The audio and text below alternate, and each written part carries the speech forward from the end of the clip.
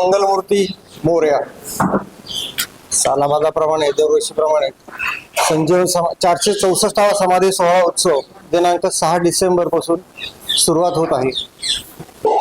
पहिल्या दिवशी शनी वादनाने सुरुवात होते, चौघडा वगैरे आहे। यावर्षी उद्घाटक म्हणून आपल्याला नितेश राणे हे लाभलेले आहेत। आजच त्यांचा कालच रात्री त्यांचा कन्फर्मेशनचा फोन आला होता, त्यामुळे पत्रकार याच्यात काही नमूद करता आलेलं नाहीये। पण 6 तारखेपासून सोहळा उत्सव आहे, 5:30 ला उद्घाटन आहे। त्याच्यानंतर संध्याकाळी योगिता गोडबोले आणि संदीप उबाळे यांचे गायन सेवा आहे। दरवर्षीप्रमाणे रक्तदान शिबिर, आरोग्य शिबिर, सामुदायिक अथर्वशीर्ष पठण, अभिषेक यांचं पण नियोजन केलेलं आहे। यावेळेस नवीन एक उपक्रम आपण सुरू करतोय। दर चतुर्थीला पवनामाईची आरती दर संकष्टी चतुर्थीला होणार। त्यावेळेस तिथं पूर्ण आपली जी पवनामाईची जी आरती आहे, जी आमच्या विश्वस्तांनी रचित केलेली आहे, ती त्यांनी त्याच्यातर्फे त्या दिवसापासून ती सुरुवात होणार आहे। ती दर चतुर्थीला संध्याकाळी 6 वाजता, म्हणजे आता संजीवन सोहळ्याच्या उद्घाटनाच्या दिवशी पण त्या दिवशी आपण सुरू करत आहोत। आणि ती तशीच पुढे दर चतुर्थीला, दर संकष्टी चतुर्थीला ती आपली आरती सुरू राहील, तसं आहे। आणि सांस्कृतिक कार्यक्रम आहे। यावर्षी योगेश सोमन संत तुकाराम महाराज जीवनावर आधारित एक पात्री कार्यक्रम, नाटक किंवा म्हणू आपण तसं ते आयोजित केलेलं आहे। त्या दिवशी रात्री प्रथमेश लगाटे आणि मुग्धा वैशंपाय यांचा एक गाण्याचा कार्यक्रम आपण आयोजित केलाय। पुढील प्रस्तावित जितेंद्र देव करतील। मंगलमूर्ती मोरया आताच चिंचवड देवस्थान ट्रस्टचे मुख्य विश्वस्त आदरणीय मंदार महाराजांनी आपल्याला या कार्यक्रमाच्या सुरुवातीच्या 2 दिवसांसंदर्भातली माहिती या ठिकाणी दिलेली आहे। 6 तारखेला आपल्या या महोत्सवाचं उद्घाटन होणार आहे आणि त्याच्यानंतर 7 तारखेचे जे कार्यक्रम आहेत त्यांनी आता आपल्याला सांगितलेले आहेत। 8 तारखेला जो पंचमीचा दिवस आहे, त्या 8 तारखेच्या दिवशी सकाळी जे नित्य कार्यक्रम आहेत, आरोग्य शिबिर, रक्तदान शिबिर हे तर आहेतच। दुपारी कीर्तन आहे 4 ते 6 या वेळेमध्ये। संध्याकाळी 6:30 वाजता ज्येष्ठ पत्रकार डॉक्टर उदय निरगुडकर यांचं सामर्थ्यशाली भारत या विषयावर एक अतिशय चांगलं सुरेल असं व्याख्यान त्या ठिकाणी होणार आहे। आणि व्याख्यान झाल्यानंतर साधारणपणे रात्री 8:30 वाजता पंडित कुमार गंधर्व यांचे नातू भुवनेश कुमार कोमकल्ली यांचं उपशास्त्रीय संगीत आणि अभंगवाणी असा एक कार्यक्रम त्या ठिकाणी होणार आहे। त्याबरोबर 9 तारखेला मुख्य पंचमीचा म्हणजे संजीवन समाधी सोहळ्याचा जो पूर्वसंध्येचा दिवस आहे, तो अतिशय महत्त्वाचा दिवस असतो आपला, की या दिवशी आपण मोरया जीवन गौरव पुरस्कार आणि समाजातल्या विविध क्षेत्रामध्ये अतिशय चांगलं काम करण्यात असलेले जे काही लोक आहेत यांना एक प्रोत्साहनपर आपण साधा मोरया पुरस्कार देत असतो। तर असा तो कार्यक्रम 9 तारखेला सगळा संपन्न होणार आहे। त्याच्यामध्ये आपण दुपारी 4 वाजता चिंचवड मधलेच डॉक्टर देशमुख म्हणून आरोग्य साधनावर आयुर्वेदाच्या माध्यमातून उत्तम आरोग्य कसं आपल्याला जपता येईल या विषयावर त्यांचं 4 ते 5:30 या वेळेमध्ये व्याख्यान होणार आहे। 6 वाजल्यापासून आपला जीवन गौरव पुरस्कार सोहळा जो आहे तो हा सुरू होणार आहे। यामध्ये विविध क्षेत्रातल्या चांगलं काम करणाऱ्या लोकांबरोबरच यंदाचा जो सर्वोच्च मोरया जीवन गौरव पुरस्कार आहे तो आपला प्राज इंडस्ट्रीजचे संस्थापक अध्यक्ष आणि संपूर्ण भारतात ज्यांना इथेनॉल मॅन म्हणून ओळखलं जातं असे डॉक्टर प्रमोदजी चौधरी यांना हा पुरस्कार जाहीर करण्यास आम्हाला अतिशय विशेष असा आनंद होत आहे। समाजातल्या विविध क्षेत्रात चांगलं काम करणाऱ्या अत्युच्च सेवा देणाऱ्या लोकांना आपण हा आजपर्यंत पुरस्कार देतच आलेलो आहोत। पण यंदा आम्ही हे एक वेगळं क्षेत्र निवडलं की उद्योजक जगतामध्ये अशा प्रकारचा एक पुरस्कार आजपर्यंत देण्यात आला नव्हता आणि त्यासाठी आम्ही यंदा डॉक्टर प्रमोदजी चौधरी यांचं निवड केलेली आहे। पण आता हा पुरस्कार जो आपण त्यांना देत आहोत तो देणारा देखील व्यक्ती त्याच तोलामोलाचा किंवा त्या बरोबरीचा असावा म्हणून हा पुरस्कार देण्यासाठी आम्ही आपला पिंपरी चिंचवडचा एकूण विकासात ज्यांचा मोठा हातभार आहे, सहभाग आहे, असे फोर्स मोटर्सचे अध्यक्ष अभयजी फिरोदिया यांच्या शुभ हस्ते हा पुरस्कार त्यांना देण्यात येणार आहे. आत्ताच काही वेळापूर्वी त्यांचं कन्फर्मेशन त्यांच्या पीए कडनं आत्ता आपल्याला मिळालेलं आहे. त्यामुळे हे नाव या ठिकाणी आम्हाला जाहीर करण्यास अतिशय आनंद होत आहे की डॉक्टर अभय फिरोदिया यांनी तो त्यांच्या हस्ते पुरस्कार देण्यास तत्वतः मान्यता दिलेली आहे. त्यानंतर हा कार्यक्रम संपल्यानंतर रात्री 8:30 वाजता या संपूर्ण सोहळ्याचं एक मुख्य आकर्षण म्हणता येईल किंवा ज्याला आपण आपल्या सध्याच्या भाषेत जो ट्रेंडिंग कार्यक्रम ज्याला म्हणतो, अशा प्रकारचं सध्या जे चांगला कार्यक्रम सगळीकडे जोरात चालू आहे तो संकर्षण वाया स्पृहा, हे जे त्यांचं एक कार्यक्रम आहे, गप्पा गोष्टी, कविता आणि काही कथानक सांगण्याचा, तर हा सगळा कार्यक्रम संकर्षण वाया स्पृहा रात्री 8:30 वाजता 9 तारखेला संध्याकाळी त्याच ठिकाणी प्रांगणात होणार आहे. त्याच्यानंतर 10 तारखेला संजीवन समाधी सोहळ्याचा जो मुख्य दिवस आहे, की ज्या दिवशी मोरया गोसावींनी संजीवन समाधी घेतली, मार्गशीर्ष वद्य षष्ठी, 464 वर्ष त्या घटनेला पूर्ण झाली आहे. तर तो दिवस सकाळी आपण गेल्या वर्षीपासून एक चांगला उपक्रम चालू केलाय की मोरया गोसावींची सकाळी 7 वाजता पुष्पवृष्टी झाल्यानंतर त्यांची पालखीमध्ये भोगमूर्ती ठेवून पालखीमध्ये ठेवून नगर प्रदक्षिणा आपण सुरू केलेली आहे. त्याच्यामध्ये केशव शंखनाद पथक असेल, केरळी वाद्य पथक असेल, नगारखाना असेल आणि वारकरी संप्रदायातली लहान लहान मुलं भजन कीर्तन करत ती पुढे चालणार आहेत. असा एक मोठाचा मोठा लवाजमा त्या नगर प्रदक्षिणासाठी असेल आणि संपूर्ण चिंचवड गावात प्रदक्षिणा मारून ती पुन्हा एकदा सकाळी 9च्या दरम्यान पुन्हा एकदा देव मंदिरात येतील. ही नगर प्रदक्षिणा झाल्यानंतर सकाळी 9:30 वाजता आपलं संजीवन समाधी सोहळ्याचं जे कीर्तन आहे तर ते कीर्तन त्या ठिकाणी डॉक्टर प्रमोद महाराज जगताप हे यांचं कीर्तन त्या ठिकाणी होणार आहे. आणि कीर्तन झाल्यानंतर दरवर्षीप्रमाणे आपला 11:30-12च्या सुमाराला आपला महाप्रसाद जो आहे तो सर्व भक्तांसाठी त्याचं वाटप चालू होणार आहे. दरवर्षी साधारणपणे 75 ते 80 हजार भाविक या प्रसादाचा लाभ घेत असतात. यंदा ती संख्या आणखीन मोठ्या प्रमाणावर वाढण्याची शक्यता आहे. ते गृहीत धरूनच देवस्थानने पूर्ण त्याचं नियोजन केलेलं आहे. सर्व व्यवस्था त्या ठिकाणी मार्गी लागलेल्या आहे. हा 6 वाजता प्रसादाचा कार्यक्रम संपल्यानंतर प्रसाद संपेस्तोर तो प्रसाद वाटप चालू आहे. 6 असेल, 6:30 असेल, 7 असेल, तो संपेस्तोर आम्ही तो वाटत राहू.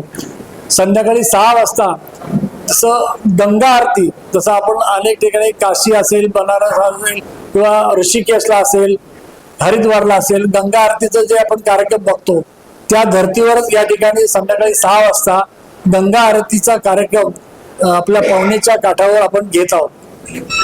तो झाल्यानंतर भव्य प्रमाणात आतषबाजीचा जो विषय आहे तो देखील या ठिकाणी सादर होणार आहे.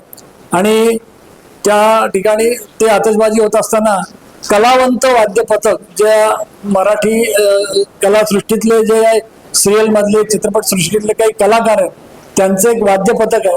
त्या कलावंत वाद्य पथकाच्या माध्यमातून या ठिकाणी त्यांना मानवंदना असा तो विषय त्याच्या माध्यमातून होणार आहे. याचबरोबर ते कार्यक्रम झाल्यानंतर या ठिकाणी तो कार्यक्रम तिकडे चालू असताना आपल्याला सगळ्यांना कल्पना आहे की पंडित निलाद्री कुमार हे विख्यात सतार वादक हे देखील या कार्यक्रमाला आपली सेवा देणार आहे. फक्त त्यांची इच्छा जी आहे ती मंगलमूर्ती समोरच त्यांना आपली सेवा सादर करायची, त्यांनी इच्छा व्यक्त केल्यामुळे संध्याकाळी 6 वाजता 10 तारखेला हे आपल्या मंगलमूर्तीच्या समोर ती आपली सेवा सादर करणार आहेत. संध्याकाळी 6 ते 8 या वेळामध्ये हा कार्यक्रम झाल्यानंतर रात्री 10 वाजता नेहमी प्रथेप्रमाणे 10 वाजता मोरया गोसावींच्या समाधी पुढे आपली पारंपरिक दुपारती होईल. ती दुपारती झाल्यानंतर एक अर्धा तास विश्रांती होऊन पहाटे 5 वाजता इथं मंगलमूर्ती पुढे दुपारती होईल. आणि त्याच्यानंतर हा संपूर्ण महोत्सवाचा जो कार्यक्रम आहे तो या ठिकाणी समाप्त होईल.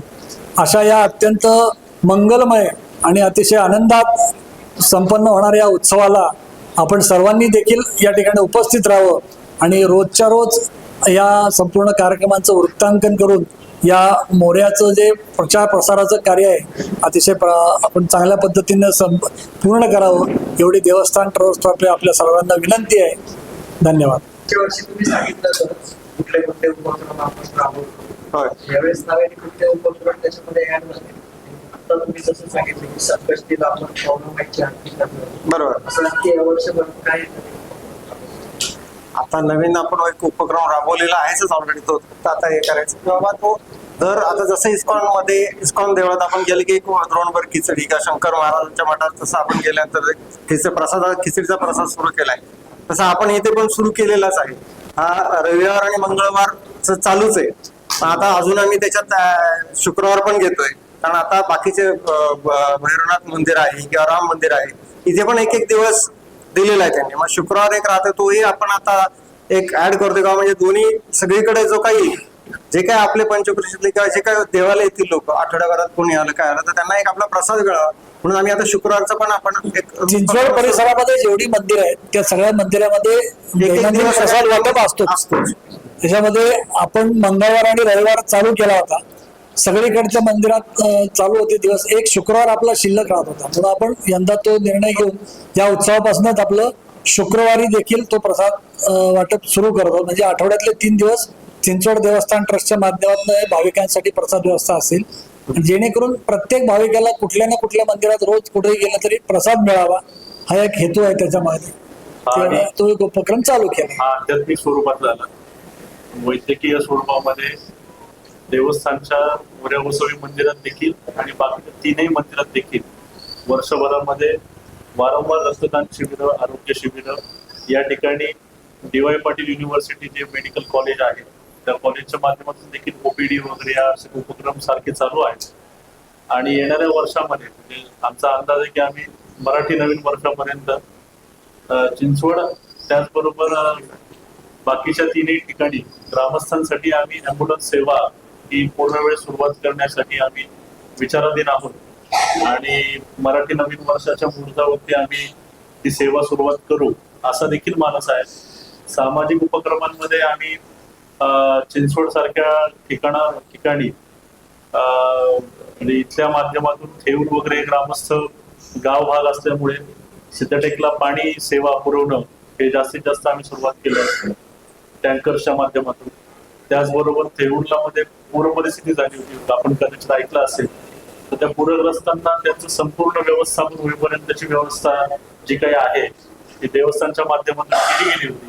त्यामुळे सामाजिक, आध्यात्मिक, वैद्यकीय क्षेत्रात देखील थेऊर सारख्या ठिकाणी विंडू पुनावाला हॉस्पिटलच्या माध्यमातून आरोग्य शिबिर आणि फक्त ते शिबिर न घेता त्यांचे आरोग्य तपासणी झाल्यानंतर पुढे येणाऱ्या उपचारांसाठी ऑलरेडी त्या हॉस्पिटलकडूनच असं आले की चिंचवड देवस्थान ट्रस्टच्या माध्यमातून जर कोणी असे रुग्ण भाविक भक्तांमधून जर असे कोणी आले आमच्या समोर तर त्या सर्वांना आम्ही साधारणतः 30 ते 40% डिस्काउंट आम्ही त्यांच्यासाठी करू आणि आमच्याकडून सेवा म्हणून आम्ही त्या रुग्णांना उपचार करू असं देखील सगळं असे विविध वर्षभर चालू आहेत. यापुढे आणखी कार्य करू आम्ही.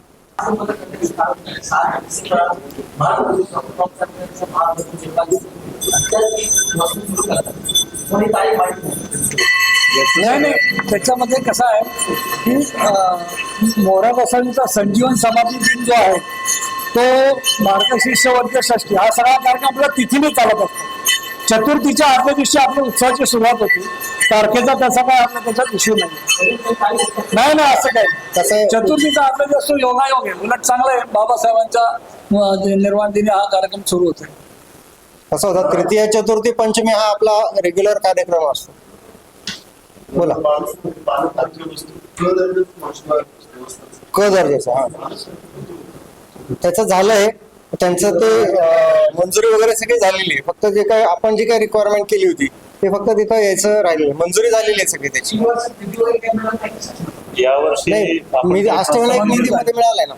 अष्टविनायक जो आहे ना आपला अष्टविनायक आराखड्यामध्ये थेऊर, सिद्धटेक आणि मोरगाव हे 3ही ठिकाणी निधी मिळालेला आहे. चिंचवडला पण मिळालेला आहे. त्याचं पण आता काम एक म्हणजे आता उत्सव आहे म्हणून ते थांबलेलं आहे. जानेवारी किंवा फेब्रुवारी पासून तुम्हाला ते दिसेल आपल्या सगळ्यांना किंवा जे काय 45 लाख रुपयांनी सुरुवात केली. त्याच्या पलीकडे आपण 2.5 कोटींपर्यंतच्या कामाचे प्रस्ताव दिलेले आहेत.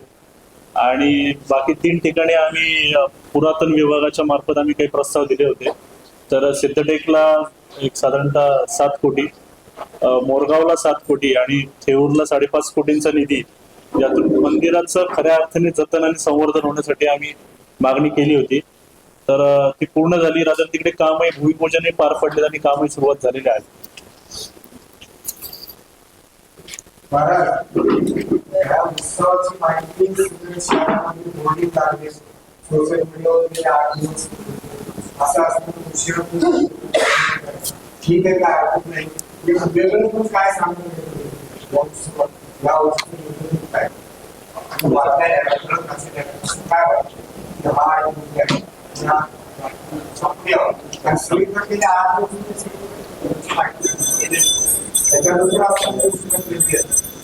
नाही प्रेस नाही नाही नाही नाही नाही हे तुमचं असा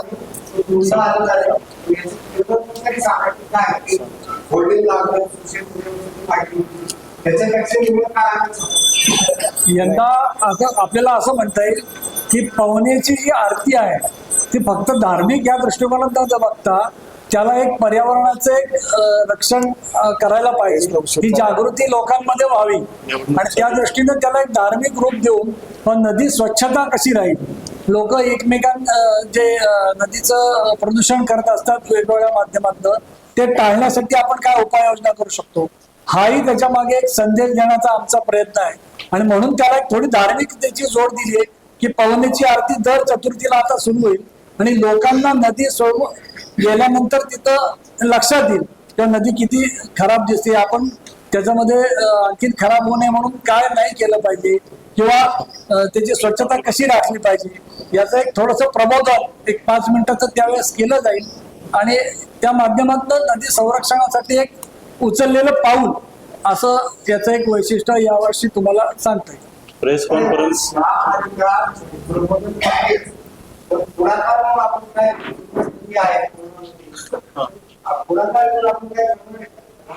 मग तोच या प्रयत्नाचा भाग सुरू होणार आहे ना या माध्यमातून. नाही तुम्ही जे म्हणताय ना ते याच माध्यमातून हा प्रयोग सुरू करतोय आपण आता. इतके वर्ष महापालिकेच्या माध्यमातून चालूच आहे, त्यांचे प्रबोधन, प्रचार, प्रसार, उपयोग, स्वच्छता चालू आहे, पण आपणही त्याच्यामध्ये काहीतरी वाटा द्यायला पाहिजे. हा म्हणून तर हा एक वेगळा उपक्रम आपण करतोय की जेणेकरून त्याला धार्मिकतेची जोड आली म्हणजे लोकांना त्या माध्यमातून देखील लक्षात येईल किंवा आपण नदी स्वच्छता ठेवली पाहिजे, असं एक जागृती करण्याचाच प्रयत्न नाही. दर महिन्याच्या चतुर्थीला हा उपक्रम होणार.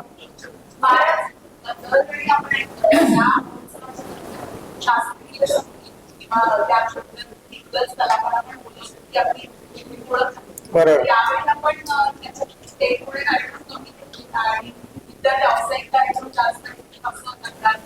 नाही असं काही नाही नाही असं काय नाही असं काही नाहीये. जे जसं आता मुग्धा वैशंपायनाने नाही आता मुग्धा वैशंपायनाने प्रथमेश लगाटे पण हे काही ह्याचे नाहीये. नीलाद्री कुमार पण जे काय आहे ते पण आहेत असं म्हणजे नाही असं डायरेक्ट म्हणताय ना तो याच्यामध्ये पंडित भुवनेश कुमार कोमकल्ली हे उपशास्त्रीय संगीतच त्याच्यात गाणार आहे आणि त्याचबरोबर मी आताच म्हणलं की विश्वविख्यात सतारवादक पंडित नीलाद्री कुमार यांचं देखील इथं वादन होणार आहे. फक्त ठिकाण बदललेले त्यामुळे तुम्हाला आणि तुम्ही एक चांगली गोष्ट लक्षात घ्या की नीलाद्री कुमार, पंडित नीलाद्री कुमार यांचं नाव हे विश्वविख्यात आहेत. ते सदरवादन एवढं मोठं नाव असताना ते कुठल्याही प्रकारे कमर्शियल किंवा व्यावसायिक हेतूने नव्हे तर मंगलमूर्तीची सेवा त्यांना करायची आहे म्हणून ते गणपती समोर येते, ते स्टेजवरती येत नाहीत आपल्या, तर गणपती समोर ते त्यांची सेवा अर्पण करणार आहेत आणि भाविकांनी त्याचा लाभ घ्यायचा. त्यामुळे यामध्ये कुठल्याही प्रकारे असं शास्त्रीय वेगळी मोठी नावं, ती मोठीच नाव आहेत, फक्त कदाचित आपण जाणकार आहोत नाही त्या आपण माहिती घेऊ आणि बोलूया त्याच्यावरती नक्की. मला सगळ्यात महत्वाचं म्हणजे तुम्ही नेहमी वादग्रस्त असणाऱ्या नितेश राणेंना या महोत्सवाच्या उद्घाटनाचं काय औचित्य काय त्यांची नाही असं औचित्य वगैरे असं काही नाहीये. म्हणजे तुमची बातमी बाजूला राहून बाकीच्याच बातम्या काहीतरी करणार आहे चांगलं आहे. नागरिक काय आणलंय महाराष्ट्र राज्याचे स्वामी स्वरूपानंद आणि जी आपण परंपरा आहे होय. चांगल्या व्यक्तीच्या हस्ते आपण उद्घाटन करतो. होय. माझा त्यांचा काही वैर नाही, पण एकूण त्यांची प्रतिभा वादग्रस्त नाही, उद्घाटनाला आपल्या सोबत आळंदीचे आळंदीचे पण विश्वस्त आहे आणि निमचे पण आहे. हे दोन्ही आहेत असे. इथल्या पालकमंत्र्यांना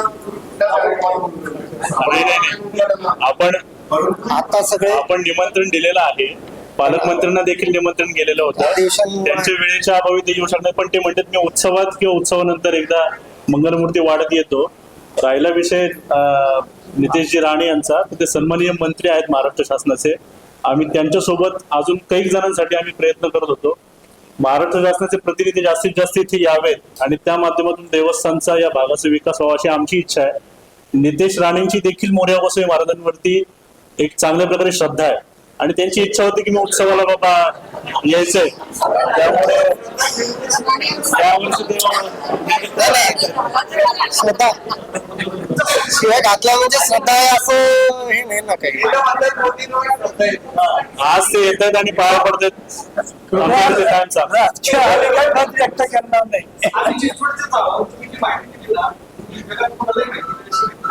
आणि माझा आजचा विषय आजचे सर, आज आपल्यापाशी ते येत आहेत. कोणतीही व्यक्ती मंत्री महोदयामध्ये कोणतीही व्यक्ती आज आपल्यापाशी येते आणि मोर्याच्या सेवा कार्यात सहभागी होते, ते आमच्यासाठी भाविक आहेत आणि एकसारखे होता. कोणी असं नाही, आता काय होतं माहितीये का की आपला उत्सव बाजूला राहतो आणि बाकीच्या गोष्टीवर जरा जास्ती चर्चा होते, त्याच्याविषयी आपण उत्सवात जास्ती जरा चर्चा करूया. कसा होईल, हा, मोर्याचा प्रचार प्रसार कसा होईल याच्यावरती आपण सुरू करू. आणि कोणी येऊ दे, मोर्याच्या समोर जे येतील नमस्कार करतील ते आमच्यासाठी महत्वाचे आहेत. देवस्थान आम्ही राजकारण म्हणून नाही पाहू शकत सर या गोष्टी. सगळ्या महाराष्ट्राचे जेवढे प्रतिनिधी आम्ही जास्तीत जास्त लोकांपर्यंत रीच होत असतो. जास्तीत जास्त लोकांनी इथं आलं पाहिजे. फक्त महाराष्ट्र शासन नव्हे तर केंद्र शासनासाठी देखील आम्ही प्रयत्न करत असतो. पाठीमागच्या वर्षी जसे सरसंघचालक आले, आम्ही धार्मिक क्षेत्रातही करतो. आम्ही श्री श्री रविशंकरजी यांना निमंत्रित करायचा प्रयत्न केला. श्री एम जे गुरु आहेत त्यांना देखील केला. त्यांचा देखील आम्ही प्रयत्न भरपूर करतोय. जे येतील ते आमच्यासाठी आम्हाला नाव समोर घेणं आणि त्यांना त्यांचे सन्मान देणं हे आपलं देखील कर्तव्य आहे सर्वांचं चिंचवडकरांचं. 2 दिवसापूर्वी सुप्रीम कोर्टाने आदेश दिलाय, वर्धा जिल्हे आणि देवस्थानच्या जमिनी यांचा सर्वे करणार आहे. आमच्या जमिनी ताब्यात आहे, त्यांच्यावर अतिक्रमण झाल्याचं पाहणं, त्या संदर्भात काय ते चालू आहे ना आता. म्हणजे आम्हाला पण तसे हे आलेले आहेत की चॅरिटी कमिशनरकडनं वगैरे जे काही ऑर्डर्स आलेले आहेत त्याचं आम्ही पालन करतोच. आपण मागच्या काही महिन्यांपूर्वी चौकटीच्या जागेसंदर्भात महापालिकेच्या होय, त्याच्यावर तक्रार लिखित कारवाई केली का? आणि अशा किती जागांवर देवस्थानच्या अतिक्रमण झाले, त्यांना ताबा झाला. त्याबद्दल आमचे ऍडव्होकेट डाळे सर इथे बोलतील. सर्वेचा जो विषय आहे त्याच्यामध्ये देवस्थानने स्वतःहून आपले आयुक्त असतील तसेच पोलीस कमिशनर असतील यांना आपण निवेदन दिलं. तिथलं जे अतिक्रमण झाल्याचं देवस्थानला समजल्यानंतर की त्यावरती कारवाई करावी, ते अतिक्रमण हटवावं यासाठी देवस्थानने तिथं फॉलोअप केलाय. इव्हन मंत्रालयापर्यंत सुद्धा आपण फॉलोअप केलेला आहे. आणि जी लिगल कारवाई आहे त्याच्यासाठी सुद्धा देवस्थान आता पुढे कारवाई करतोय की आपल्याला जे काही लिगली करावी लागेल त्या संदर्भात त्याची पण प्रोसेस चालू आहे. माझ्या महापालिकेने कारवाई केली. महापालिकेने तसं लेटर दिले पण अजून कारवाई काही केली नाही. पण देवस्थान त्या फॉलोअप मध्ये आहे. दबाव आहे का? नाही, दबाव असं काही सांगता येणार नाही. दबावाचा विषय नाही तिथे. फक्त काही लिगली काही अडचणी त्या दूर केल्याशिवाय त्या प्रोसेसला पूर्णत्व येणार नाही. आपल्याला जे काही करायचं लिगली करावं लागेल. मागच्या आपण सांगितलं होतं की अतिक्रमण किती आहे.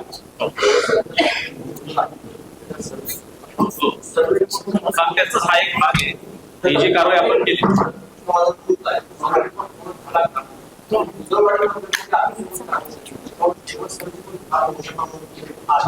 असे निदर्शनात सांगतो. पण ती जर तुम्ही परत घेणार की स्वाहा करणार? नाही, त्याची प्रोसेस चालू आहे. शंकर आम्ही महानगरपालिकेचे जे तत्कालीन आयुक्त होते शेखर सिंगजी यांच्याकडे आम्ही तो विषय घेऊन गेलो होतो. तर त्यांनी आम्हाला सांगितलं की हा विषय जो आहे तो कोर्टाकडनंच तुम्हाला तो घ्यावा लागेल. आमची ती प्रोसेस चालू आहे. ज्या काय जागा साधारणपणे 17 का 18 काहीतरी त्याच्यामध्ये सर्वे नंबर आहे. जवळ टोटल सगळे वेगवेगळ्या ठिकाणचे असतील. क्षेत्र असं काढायला लागेल ते, कारण कसं होतं असं प्रत्येक ठिकाणी छोटे छोटे छोटे हे आहेत ना, असं किंवा सलग अशी एक सलग नाही असं आहे. एक नाही, तुकड्या तुकड्यामध्ये येते. सर्वेचा जसा विषय चालू आहे. आपण सर्व असं एक चुकीचं नाही तर किंवा तुमच्या एकूण जागा की तिथं ताबा झाला तुम्ही याची यादी काढली असेल. 5 जागावरती 2 जागावरती 10 जागावरती असं काही यादी असतं. सर्वे आम्ही तेच करतोय कुठं कुठं अतिक्रमण आहे आतापर्यंत तुमच्यासमोर काहीतरी आलं असतं. नाही. आता ही चरोलीचा जो विषय आपण घेतला हा त्याचा एक भाग होता की आपल्याला या गोष्टी निदर्शनात प्रत्यक्ष कारवाई त्याच्यामध्ये सुरू केलेली आहे आणि टप्प्याटप्प्याने आपण जिथे तास अतिक्रमण झालेलं आहे देवस्थान त्याच्यामध्ये जी योग्य कारवाई असेल ती करणार आहे. किती नंबर असे स्पेसिफिक अजून काढले नाही कारण विस्तार फार मोठा आहे. पण आता हा जो मी तुम्हाला सांगितलं की सुरुवात आपण याच्यापासून चौकीपासून केली आहे तर असे जे समोर येतील जसं आता तुम्ही कुदळवाडीचा विषय सांगितला त्याच्याबद्दल सर्वे नंबर यांनी सांगितले त्याचं लिस्टिंग करायचं काम चालू आहे आणि त्याच्यामध्ये योग्य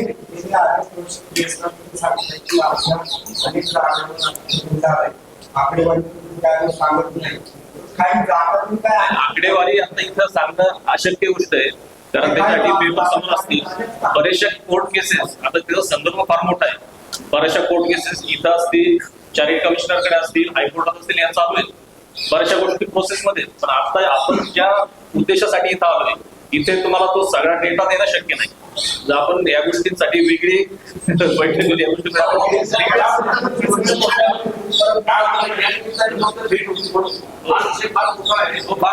तुम्ही अरेंज करा म्हणून आपण काय नंतर मग आपण अरेंज करा म्हणून आपण त्याचा डेटा आपण सगळा मागच्या काही महिन्यामध्ये सगळ्यांनी बघितलं असेल मीडियामध्ये अनेक प्रकारचे विषय धर्मादाय संस्था असतील किंवा देवस्थानच्या संस्थांचे विषय आले पुण्यामध्ये काही. त्याच्या निमित्तानं आम्ही किंवा तुम्हाला माहिती तर किती जागा आहे नाही. कसं आहे सर हे ओरही सांगणं शक्य नाही. मी त्याच्याशी सांगतोय आज आपण ज्या बैठकीसाठी ज्या सोहळ्याच्या एरिया फार मोठा आहे स्पेसिफिक मध्ये अतिक्रमण हे स्पेसिफिक सांगावं लागेल. अतिक्रमित क्षेत्र टोटल क्षेत्र वेगळं असतं अतिक्रमित क्षेत्र वेगळं असतं याची फाईल समोर आता असतं. तुम्हाला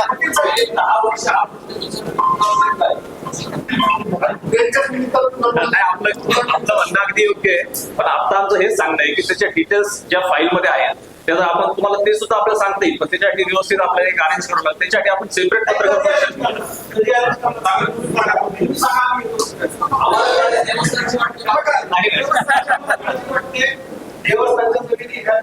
अतिशय अतिशय चांगली गोष्ट आहे. सगळ्यांना देवस्थानची काळजी आहेच आहे. आपण सगळे गावकरी आहोत. नाही आता ही जी प्रोसेस स्पेसिफिक आकडेवारी उरली तुम्हाला सांगणं शक्य नाही. मी तुम्हाला फ्रँकली सांगतोय कारण का आता या 2-3 जागा ज्या तुम्हाला सांगितलंय त्याच्यामध्ये आपण प्रोसेस सुरू केलेली आहे हेच मी तुम्हाला सांगण्याचा प्रयत्न करतोय की आपण ऍक्च्युअली त्याच्यामध्ये प्रोसेस आता त्याच्यामध्ये ज्या कायदेशीर अडचणी आहेत काही मॅटर आता चोरीचा विषय असेल किंवा अन्य काही विषय असतील काही हायकोर्टामध्ये मॅटर पेंडिंग आहेत काही स्टे ऍप्लिकेशन आलेले आहेत.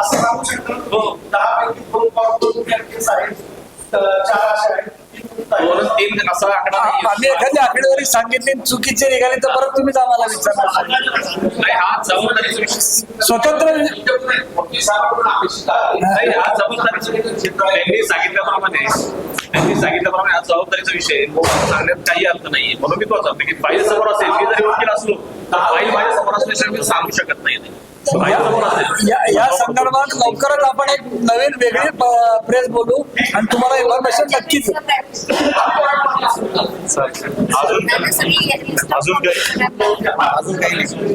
त्याच्यात नक्की करू. नाही त्याच्यात नक्की करू. नाही म्हणलं त्याच्यात नक्की करू. म्हणजे विविध विकास कामांसाठी महापालिकेला जागा दिल्या विकासासाठी तर त्याच्या संदर्भात परतावा तुम्हाला मिळाला आहे. अशा बऱ्याचशा केसेस देखील आहेत. बरेचसे काही सर्वे नंबर देखील आहेत. त्या संदर्भात देवस्थानने प्रत्येक प्रकारचे पत्रव्यवहार आपण पूर्ण केलेले आहेत महानगरपालिकेपर्यंत. महानगरपालिकेकडून त्या संदर्भात काय काय कार्यवाही करता येईल अशी देखील कायदेशीर आम्हाला अपडेट्स दिलेत. आम्ही देखील पुन्हा केलेले आहेत आणि अशा त्यात सुद्धा असंख्य आहेत त्या जागा. जेवढ्या माहिती आमच्या समोर येत राहतात आम्ही तात्काळ त्याच्यावरती कार्यवाही करत असतो. यासोबत देखील महानगरपालिकेचे आयुक्त ज्यावेळेस शेखर सिंह होते आम्ही सर्व विश्वस्तांनी मिळून त्यांची बैठक घेतलेली होती आणि त्यांनी देखील त्यावेळेस देखील आत्ताचे श्रवण आटेकर सर आहेत सरांनी देखील सांगितले वारंवार की प्रत्येक गोष्टी आपण निकाली काढून देवस्थानला जे काही योग्य आहे कुठल्याही प्रकारे नुकसानीत न होता आपण त्याच्यावरती मार्ग काढून मोकळे करू. आज या मंगलमूर्ती मोरया, आज या श्रीमंत महासाधू मोरया गोसावी संजीवन सोहळ्याच्या निमित्ताने जे आपण आज पत्रकार परिषद घेतली, तर आलेल्या सर्व प्रिंट मीडिया तसंच इलेक्ट्रॉनिक मीडिया प्रतिनिधी यांचं चिंचवड देवस्थान ट्रस्टच्या वतीने मी मनापासून आभार मानतो.